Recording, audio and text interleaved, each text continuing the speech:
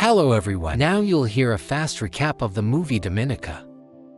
Enjoy watching. 3 armed bandits arrived at a crashed plane. Inside, they found their loot, a heavy wooden crate. At the controls, a blonde woman sat unconscious in the plane. A mustached creep started groping her, until the woman woke up and stabbed him with a knife. The other 2 Colombians were busy with the crate, and as soon as one of them turned away, his buddy was sent to the heavens too. Dominica forced the last one to carry the crate. In a stolen jeep, Dominica arrived in the small town of San Lucas, and buried her crate there. After that, she ditched the car and stopped by a local bar. She caught the attention of a group of lowlifes, but a decent guy named Julio sat down with her. Julio complains about the cartel, which turned the quaint town into a bandit's den. The lady got plastered on tequila and invited her companion to join her. That same night, she dragged Julio into bed. Dominica is plagued by a headache, either from the hangover or from a recent bullet wound. She's not planning to stick around here, though Julio wouldn't mind a repeat. Turns out this stud works for the police. And right now, he needs to deal with the crashed plane. So, he can't drive her to the city just yet.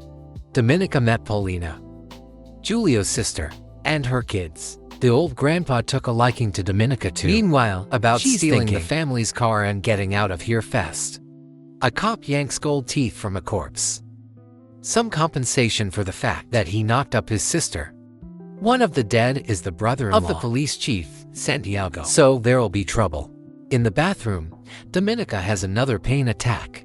This noisy family is about to make her head explode.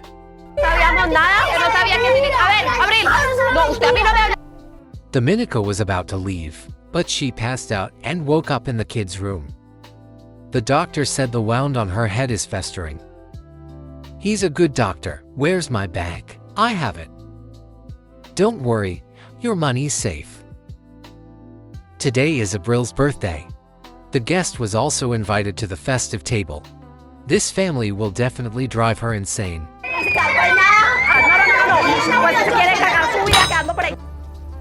Julio was called back to the police station. So Paulina offered to drive Dominica to the city. The youngest girl hasn't spoken since her father's death. She carries a rabbit everywhere. His last gift to her. Julio used to live in the capital. He had a wife and daughter, but they were gunned down by other cops because Julio refused to take bribes with them. Meanwhile, local cops are roughing up to wandering gringos, just regular hitchhikers who ended up in this hellhole by chance. The tourists, of course, know nothing about the plane, but they won't be going home. Both will be dissolved in acid, so no trace of the Americans will ever be found.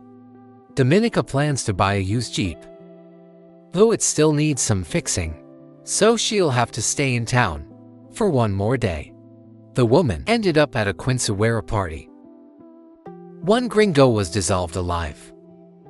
Santiago blew the other's brains out with a pistol. Julio kept a recording of the execution. He already has 40 hours of such footage. The police chief takes direct orders from the cartel boss. Julio plans to put this sadist behind bars, along with his 11 accomplices. The naive cop hoped he connected with the right person, but he was knocked out and taken to the police station. Santiago's first order will be to cut off his balls. The others will take their pieces too. And if Julio wants to protect his family, he'll reveal where the other copies of the recordings are. A gruesome death awaits them. And no one will stop me. The morning began with a horrific scream. Julio's severed head, with its ears cut off, was impaled on the gate. Armed police gathered near the house. Dominica strode confidently toward them.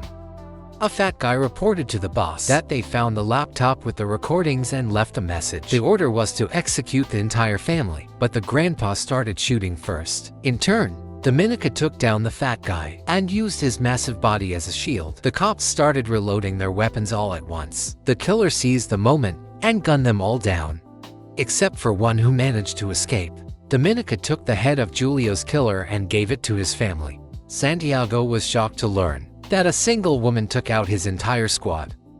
But the main thing is the laptop is still in the house. One woman. You're kidding. The Fuentes family is in mourning. Dominica gathered her things. She thanked the family for their help. But she's not sticking around to help them anymore. You leave, and we're done for. Then pack your things and go. But we have nowhere to go. The foreigner told Abril to flee with the younger kids. The pregnant mother and grandpa will have to stay. They'll slow them down somehow. Abril still managed to convince the tough woman to stay and fight the dirty cops. Dr. Medina wanted to check on the family again, but a cop told him they're all already dead. Meanwhile, Dominica gathered all the weapons left behind by the police. Chief Santiago arrived at the scene of the carnage and offered the killer a deal. She can't save the family anyway. If the foreigner hands over the laptop, he'll let her leave, but only her. Dominica, of course, refused and drove the negotiator away. Paulina got a call from Dr. Medina. He's coming to pick up the family. Dominica will get them to a safe place. They'll leave at dawn. For now, they need to prepare to fend off a siege. First, they board up all the windows. Santiago, meanwhile, called for reinforcements. He's not losing any more men. The whole family is busy preparing for defense. Dominica set up floodlights on the roof. That evening, a SWAT team arrived. Dominica gave Abril and her boyfriend Enzo a radio. The girl must turn on the power every time she hears the signal. At that moment, Paulina's water broke. It's the worst possible timing. Santiago and his assistant briefed the SWAT team. Their main targets are the foreigner and the laptop. Enzo stayed to guard the shed, where Abril was hiding. The rest of the family went to the bathroom. Only the old man stayed behind to avenge his son. Dominica sealed the bathroom door with a board painted to match the wall. The SWAT team moved toward the house. Dominica waited for them in the yard and signaled Abril to turn on the lights. The fighters were blinded. 6 seconds later, the lamps went out, and the killer took out 3 men. She managed to slip into the bushes unnoticed. A moment later, the crowd was lit up by bright light again. This time, Dominica attacked from behind. Gonzalo ordered the cops to shoot out the floodlights. By then, Dominica had run out of ammo.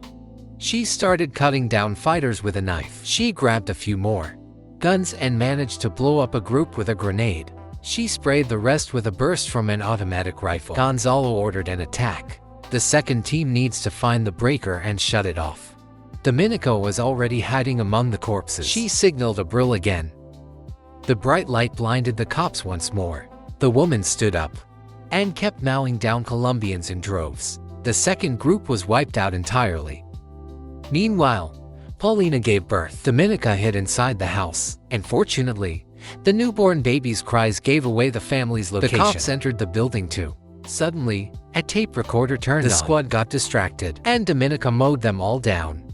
At the same time, 5 men approached the shed. Enzo was hiding nearby, ready to protect his girlfriend. He opened fire on the enemy. Gonzalo's no fool to approach the house directly, so he first fired at it with a grenade launcher. Dominica managed to shield herself at the last moment.